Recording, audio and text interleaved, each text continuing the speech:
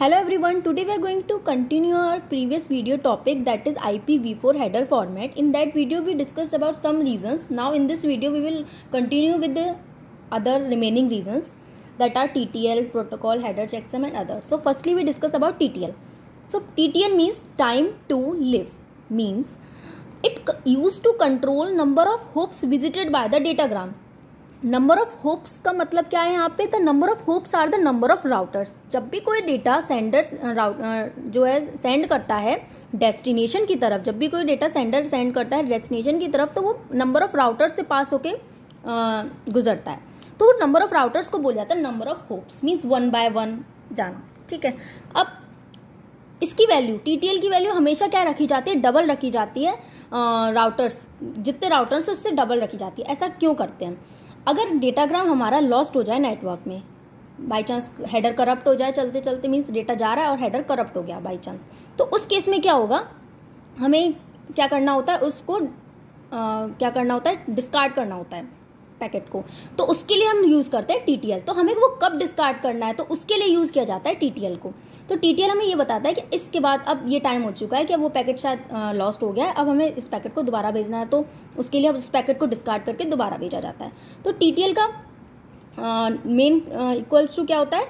2 into number of routers. अब हम इसको एक एग्जाम्पल के थ्रू देखते हैं. जैसे अगर सेंडर ए और सेंडर बी है, इसके बीच में 3 राउटर्स हैं. अब सेंडर ए ने डेटाग्राम या पैकेट सेंड किया. अब पहले क्या होगा? ये डेटाग्राम, अब इसमें नंबर ऑफ राउटर्स कितने आ रहे हैं? 3 आ रहे हैं. तो टीटीएल की वैल्यू क्या हो गई? 2 into 3 6. अब ये कैसे काम करेगी? जब ए ने डेटाग्राम सेंड किया, वो 1 फर्स्ट राउटर पे पहुंचा. फर्स्ट राउटर पे पहुंचा तो अब टीटीएल की वैल्यू क्या हो जाएगी? 5, क्योंकि वो एक राउटर विजिट कर चुका है. अब नेक्स्ट आगे बढ़ा, 2 पे आया तो फिर कम हो जाएगी इसकी वैल्यू, टीटीएल की 4 हो जाएगी. अब नेक्स्ट वो आगे जाएगा, अब टीटीएल की वैल्यू क्या हो जाएगी? 3 हो जाएगी. अब अगर ये पैकेट यहां से सीधा बी पे पहुंच गया, इसका मतलब तो ये है कि हाँ, हमारा डेटाग्राम पहुंच चुका है. अब टीटीएल की वैल्यू जो भी, उससे हमें मतलब नहीं है. लेकिन अगर हमारा डेटाग्राम यहाँ पे ना पहुंच के किसी और राउटर पर पहुंच गया, अब वहां पे टीटीएल की वैल्यू फिर डिक्रीमेंट होगा, 3 होगा. फिर किसी और, उसके बाद कहीं और किसी नेक्स्ट किसी राउटर पे पहुंचा तो 2 हो जाएगी. देन नेक्स्ट पहुंचा 1 हो जाएगी. देन नेक्स्ट किसी राउटर पहुंचा 0 हो जाएगी. मीन्स अब वो पैकेट हमारा नेटवर्क पे मूव कर रहा है, 1 by 1 किसी ना किसी उस पर मूव कर रहा है. और बाई चांस उस 0 के बाद भी किसी उस पर पहुंच गया, टीटीएल की 0 वैल्यू होने के बाद भी कहीं और वो पहुंच गया, तो मीन्स वो पैकेट हमारा अब नेटवर्क में लॉस्ट हो चुका है. तो इसका मतलब हमें ये कब पता चला? जब टीटीएल की वैल्यू 0 हो गई. तो हमने क्या किया? एक्स्ट्रा कुछ उसे टाइम दिया कि उस टाइम भी पहुंच सकता है, लेकिन वो नहीं पहुंचा, तो अब उसकी वैल्यू क्या हो गई? 0 हो गई. जब उसकी वैल्यू 0 हो गई टीटीएल की, अब माना जाएगा कि वो पैकेट हमारा लॉस्ट हो चुका है. अब वो डिस्कार्ड कर देंगे. देन हमें नेक्स्ट अब भेजना है उस पैकेट को. सिंपल टीटीएल का काम यही होता है कि पैकेट की जर्नी को लिमिटेड करना, मीन्स उसकी कम से कम टाइम में और कम से कम राउटर्स के थ्रू वो पहुंच जाए हमारा बी पर, डेस्टिनेशन पर. अब आते हैं प्रोटोकॉल. अब प्रोटोकॉल का काम क्या होता है? प्रोटोकॉल में क्या होता है? हम आईपी प्रोटोकॉल. तो इंटरनेट प्रोटोकॉल जो है अपना, उसका कोई डेटा नहीं होता है. इंटरनेट प्रोटोकॉल का अपना कोई डेटा नहीं होता है. वो सिंपल क्या करती है? अदर जितनी प्रोटोकॉल्स होते हैं उनके डेटा को कैरी करती है नेटवर्क में. ठीक है. नेटवर्क में आईपी प्रोटोकॉल का अपना कोई डेटा नहीं होता है, वो अदर प्रोटोकॉल्स के डेटा को कैरी करती है. जैसे कि एक टैक्सी होती है, जो जिस ड्राइवर होता है उसका अपना कोई वो नहीं होता है, लेकिन वो अदर पैसेंजर्स को कैरी करता है, उनको डेस्टिनेशन पर पहुंचाता है. लाइक दैट आईपी प्रोटोकॉल होता है. ओके. अब in TCP IP data section called payload. अब टीसीपी आईपी जो प्रोटोकॉल होता है उसमें जो डेटा सेक्शन है उसको पेलोड कहा जाता है, क्योंकि हेडर सेक्शन भी होगा डेटा सेक्शन, तो डेटा सेक्शन को पेलोड कहा जाता है. तो it carries whole packet from another protocol, जैसा कि मैंने बताया. नाउ अब इसमें प्रोटोकॉल की, हर एक प्रोटोकॉल की वैल्यू होती है. मीन्स यहाँ पे प्रोटोकॉल में हम उस प्रोटोकॉल के कोड को लिखते हैं. हम ये थोड़ी लिखेंगे कि हमने टीसीपी यूज किया, नहीं, हम उसका कोड लिखते हैं. तो हर एक प्रोटोकॉल का कुछ ना कुछ कोड होता है. अब उस कोड को जो है हम क्या करेंगे, वहां पे प्रोटोकॉल वाले रीजन में शो करते हैं कि इससे हमें ये पता चलता है, अगर हमने 06 लिखा है तो इससे हमें पता चलेगा कि इसने टीसीपी प्रोटोकॉल का डेटा को सेंड किया है. ठीक है.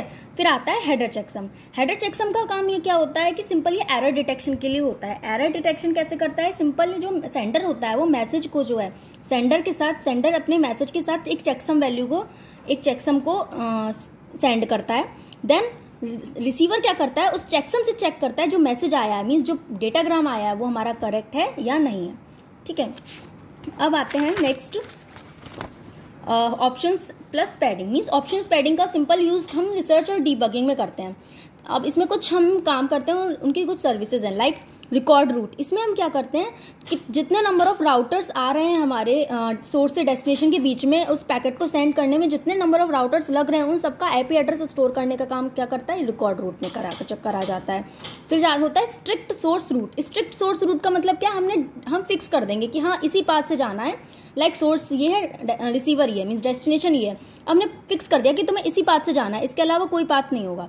तो यहाँ पे क्या करते हैं, हम नंबर ऑफ राउटर्स फिक्स कर देते हैं। लूज सोर्स रूट में क्या करते हैं, हम नंबर ऑफ राउटर्स को फ्री कर देते हैं। फ्री का मतलब है कि हम एक और पाथ दे देते हैं कि अगर इस पर कोई कंजेशन हो चुका है, नंबर ऑफ डेटाग्राम ज़्यादा हो चुके हैं, तो वो इस पाथ से भी जा सकता है। तो ये काम होता है लूज सोर्स रूट का।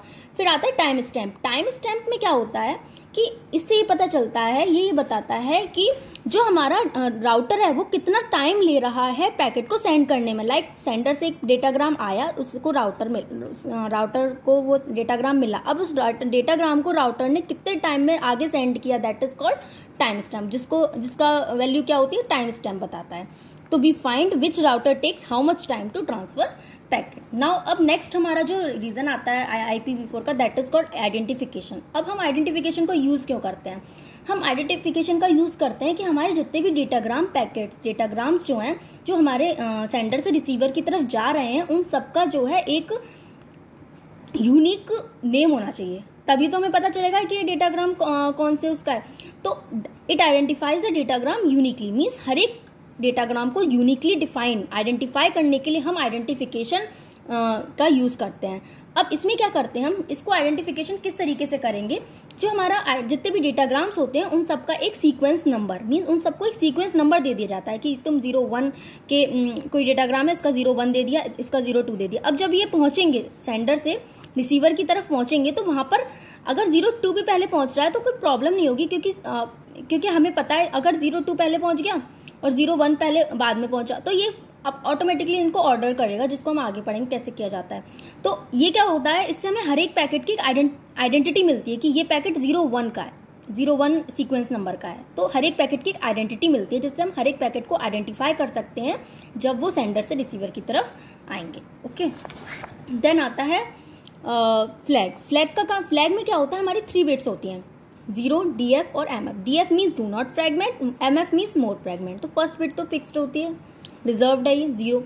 सेकंड बिट है हमारी ये do not fragment. Do not fragment का मतलब अगर इस बिट का वैल्यू 1 है, अगर यहाँ पे मैंने 1 शो कर रखा है, इसका मतलब ये है कि अब जो है मेरा मशीन जो भी मशीन है वो अब डेटाग्राम को आगे फ्रैगमेंट ना करे, मीन्स आगे उसको ना तोड़े पार्ट्स में, ठीक है। और अगर 0 है, इसका मतलब है कि अब हमारे डेटा को और फ्रैगमेंट किया जा सकता है। तो इसकी वैल्यू अगर 0 है मीन्स फ्रैगमेंट करना है, 1 है मीन्स फ्रैगमेंट नहीं करना है।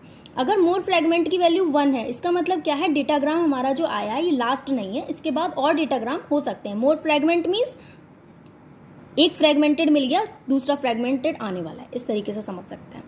नाउ 0 है, इसका मतलब क्या है, अभी हमारा लास्ट है फ्रैगमेंट, जो हमारा लास्ट, अभी हमारा लास्ट डेटाग्राम है, इसके बाद कोई भी डेटाग्राम नहीं आएगा, ठीक है। अब आते हैं फ्रैगमेंटेशन ऑफसेट, ये 13 बिट का होता है, 13 बिट, और ये होता है 3 बिट का, ठीक है, ये 3 बिट का होता है। इसमें हम क्या करते हैं, it shows relative position of this fragment with respect to the whole datagram where this fragment lies in the entire IP. अब जैसा कि मैंने बताया था कि हर एक डेटा पैकेट का क्या होता है, एक सीक्वेंस नंबर होता है।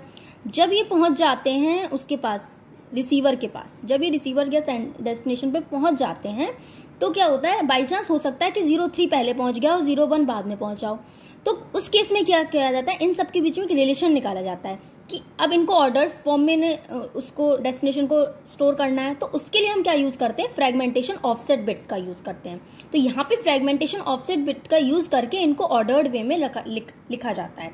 हर एक डेटाग्राम का आपस में कुछ ना कुछ रिलेशन होगा, उस रिलेशन के हेल्प से हम इसको एक ऑर्डर्ड फॉर्म में इसका जो हमारे फ्रैगमेंटेड मैसेज आया था उसको फिर से असेंबल कर लेते हैं, ठीक है। अगर आपको वीडियो अच्छी लगी हो तो आप लाइक करिए, शेयर करिए, सब्सक्राइब करिए। Thank you.